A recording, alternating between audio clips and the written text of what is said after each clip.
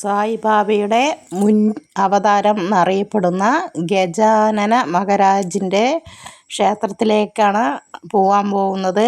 എനിക്ക് ആദ്യമായിട്ടാണ് അറിയുന്നത് ഗജാനന മഹാരാജയെക്കുറിച്ച്. സായിബാബയുടെ മുന്നിലത്തെ അവതാരം എന്നാണ് പറയുന്നത്. ഓം സായിറാം. അങ്ങനെ നടന്നു നീങ്ങി ഞങ്ങൾ കുറച്ചായി. ഗജാനനം മഹാരാജ്. പക്ഷെ അവിടെ ഉള്ളിലൊന്നും അലോടില്ലായിരുന്നു. ഞാൻ ക്ഷേത്രത്തിൽ എങ്ങനെയോ ഒരു ഫോട്ടോ എടുക്കാൻ പറ്റി. അവര് വീഡിയോയോ ഫോട്ടോയോ എടുക്കുന്നതൊക്കെ കണ്ടു കഴിഞ്ഞാൽ 1000 രൂപ ഫൈനടിക്കേണ്ടി വരും. അത് മാത്രമല്ല ഫോണ് തിരിച്ചു കിട്ടുകയില്ല. അതുകൊണ്ട് അന്ന് വീഡിയോ ഒന്നും അത്രയ്ക്ക് എടുക്കാൻ പറ്റിയില്ല. ഞങ്ങൾ നടന്ന് നീങ്ങി. അവിടെ രാമക്ഷേത്രവും എല്ലാം കാണാൻ പറ്റും. പക്ഷേ ഉള്ളിൽ എടുക്കാൻ പറ്റില്ല, ക്ഷമിക്കുക. ഞാനിതെല്ലാം വീഡിയോ എടുത്ത ശേഷം വായിച്ച് കൊടുത്തുകൊണ്ടിരിക്കുകയാണ്. അതുകൊണ്ട് തെറ്റോ പിഴയോ ഉണ്ടെങ്കിൽ ക്ഷമിക്കുക. ഇതാണ് ഗജാനന മഹാരാജിൻ്റെ ക്ഷേത്രം. ഞാൻ ഫോട്ടോ കാണിച്ചു തരാം. ഗജാനന മഹാരാജിൻ്റെ ഫോട്ടോ മാത്രമേ എടുക്കാൻ പറ്റുള്ളൂ. അത് ഞാൻ കാണിച്ചു തരാം. സായിബാബയുടെ മുൻ അവതാരം അക്കൽക്കോട്ട് മഹാരാജിൻ്റെ മുൻപിലുള്ള അവതാരമാണ്. ഓം സായിറാം.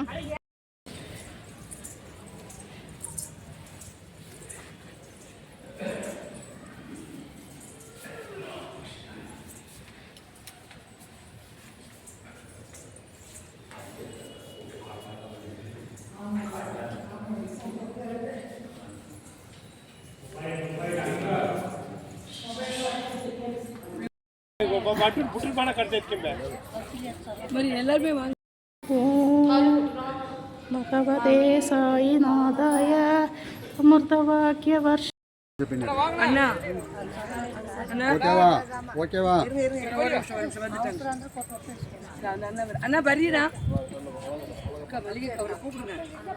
അടുത്തത് ശ്രീരാം മന്ദിർ എന്ന് പറയുന്ന സ്ഥലത്തേക്കാണ് നമ്മൾ പോകാൻ പോകുന്നത്. ഓം സായിറാം. കാഴ്ചകൾ കാണുക. ഓം സായിറാം. അങ്ങനെ ഗജാനന മഹാരാജിനെ കണ്ടിരിക്കുകയാണ് നമ്മളെല്ലാവരും.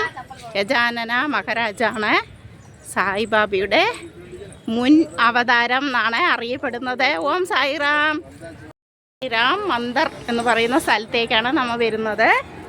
കാണൂ. എനിക്ക് കാഴ്ചകൾ കാട്ടാനും നിങ്ങൾ കാണാനും എല്ലാവർക്കും മഹാഭാഗ്യം ലഭിക്കട്ടെ എന്ന് പ്രാർത്ഥിച്ചുകൊണ്ട് രാം രാം.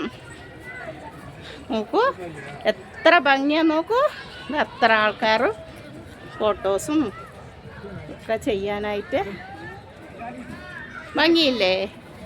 ഓം സായിറാം.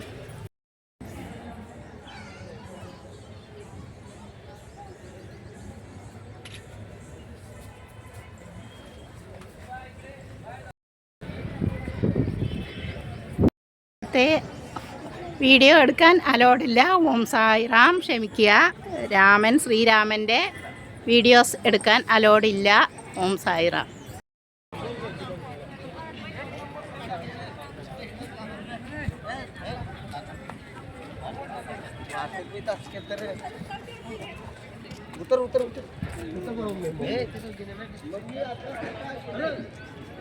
സിദ്ധിയിലേക്ക് പോകുകയാണെങ്കിൽ പണ്ഡരിപുരം പോവുക. അവിടെ ഒരുപാട് കാഴ്ചകളൊക്കെ കാണാനുണ്ട്. കാഴ്ചയല്ല, ഭക്തിസാഗരം എന്നൊന്ന് തന്നെ പറയാം. അങ്ങനെ പണ്ഡരിപുരത്ത് നിന്ന് വിറ്റലിൻ്റെ ക്ഷേത്രവും മന്ത്രാലയ എല്ലാം കാണാൻ പറ്റി. അതിൻ്റെ വീഡിയോ എല്ലാം കുറച്ചായിട്ട് ഞാൻ കാണിക്കുന്നതായിരിക്കും.